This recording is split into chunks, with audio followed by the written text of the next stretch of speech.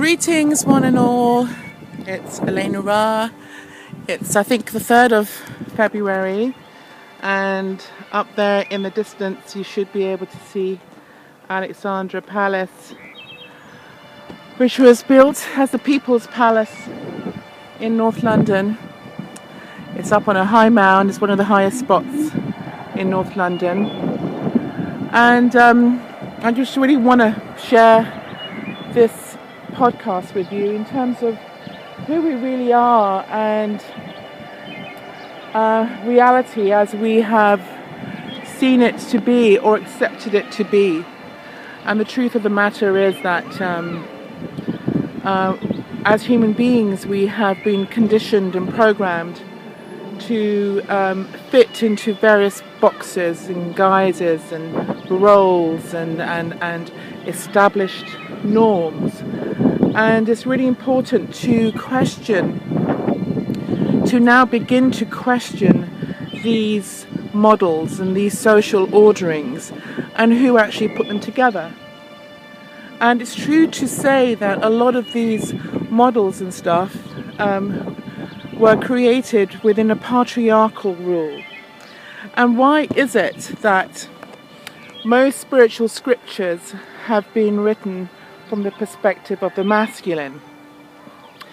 And which is one thing. And then the second thing, why is it that they have not added the vibration of the feminine?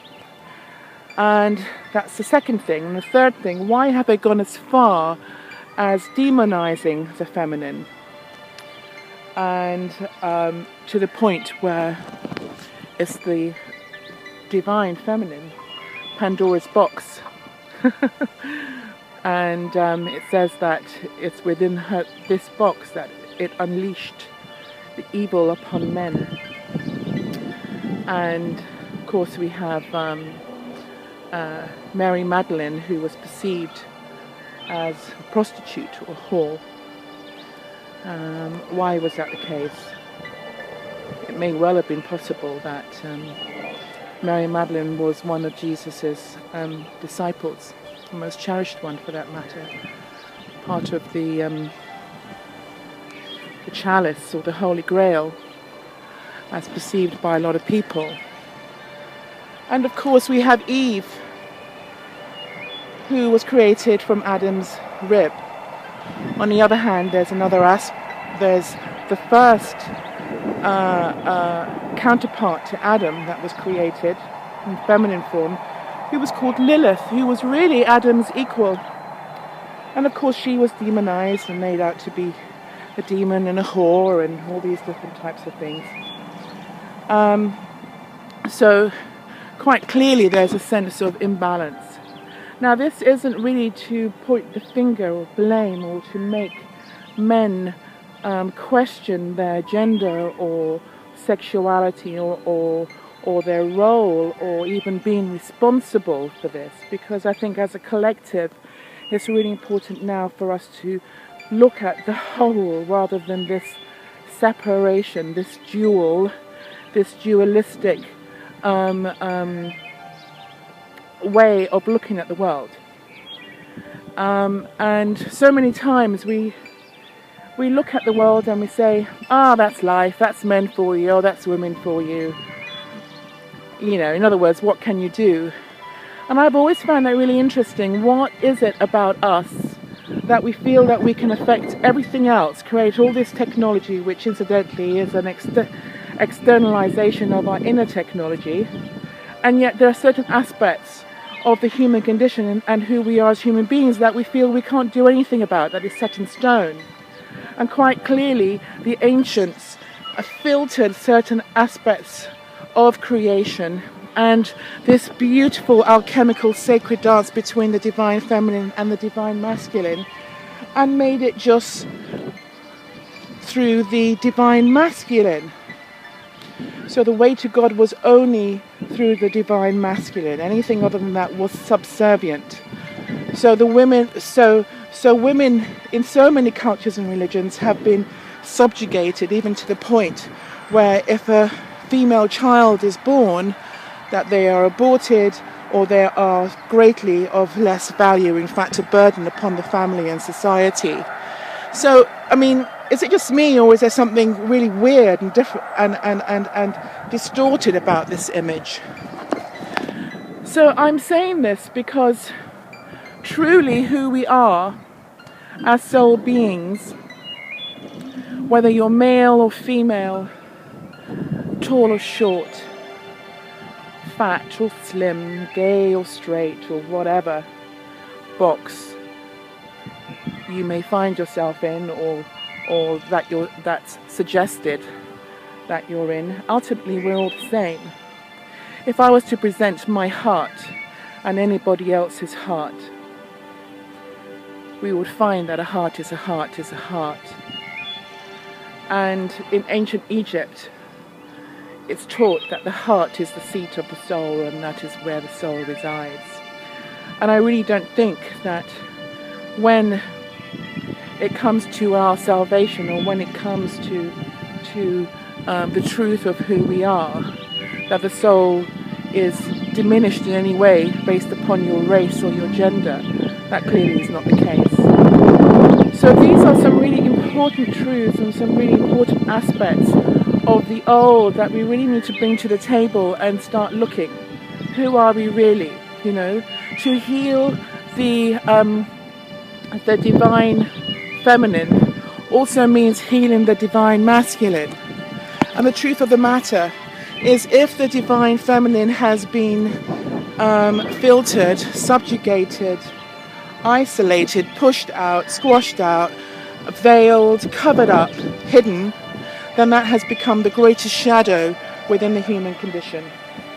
And this shadow affects men and women equally. This is why there is this duel between man and woman, wanting to come back to the one, because the feminine has been taken out of the one, and what has been presented to us is just the one, which is the masculine, which is clearly out of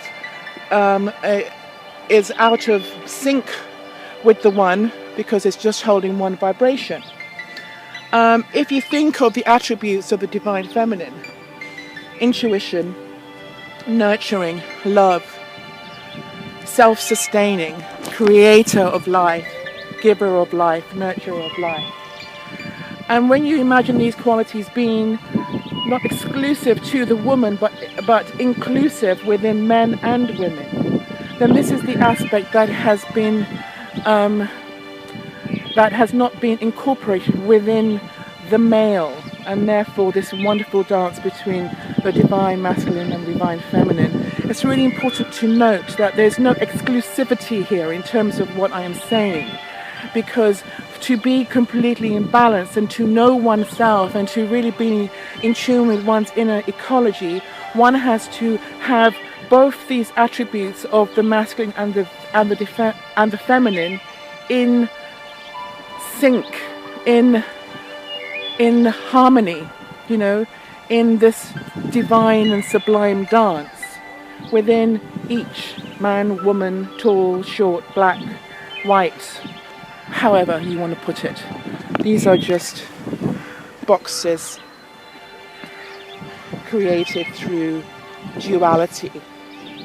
As we're children, all this peer pressure, oh, you're different from me. No one wants to stand out. No one dares speaks out and share their individuality, you know, or their fluidity, this wonderful fluidity within the Tao, the light and the shadow, the masculine and the feminine. This is really important work. And this is something that has been enforced for thousands and thousands of years, way before a lot of religions, Islam, Christianity, and aspects of Hinduism, and so many others. And those that are truly in balance with the Tao, in really embracing the yin-yang, the masculine and the feminine, are the original. If you look at the idea of God, you know, the fact that we have been told we use the God He. Why do we use the God He? Why not use the word she? Why not use the idea of God being neither one or the other, or both? for that matter.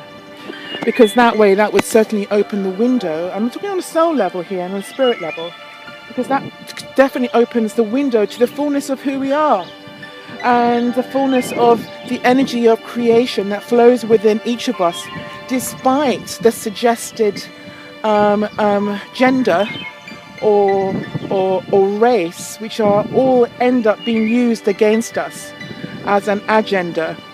And remember that the basis of this patriarchal rule is very much divide and rule. If you think about the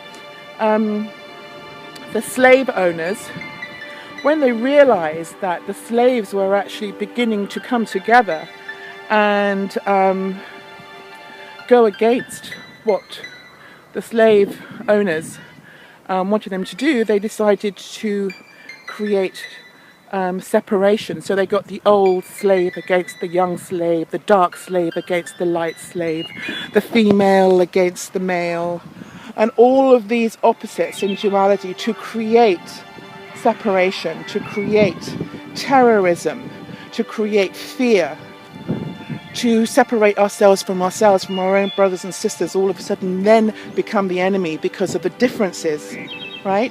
And that's what's happened. And this is exactly the same thing that has happened in the world. So I'm going to leave it with that. Lots of food for thought, for sure. Embrace this fluidity within you. This beautiful dance between energies.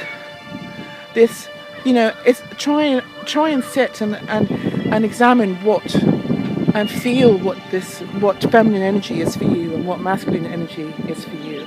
Are they exclusive? Are they inclusive? Are you a merge of these beautiful things, these beautiful aspects? Or is there a slight imbalance in that? What do you need to do to connect more with the feminine? Your sensitivity, your vulnerability, your emotions, your feelings, which actually are your guidance systems, which tell you how you are truly feeling in respect to your surroundings and the people who are around you. This is freedom. It's freedom time, and by acknowledging all these things, we can truly set ourselves free and step out of this collective sleep and amnesia in terms of who we really are. I love you guys.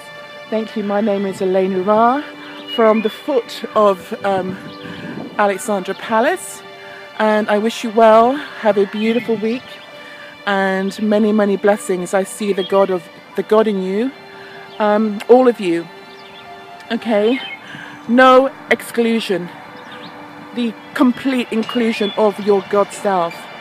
Be well, my friends, my brothers and sisters, Ra stars, and I shall speak to you soon. Namaste.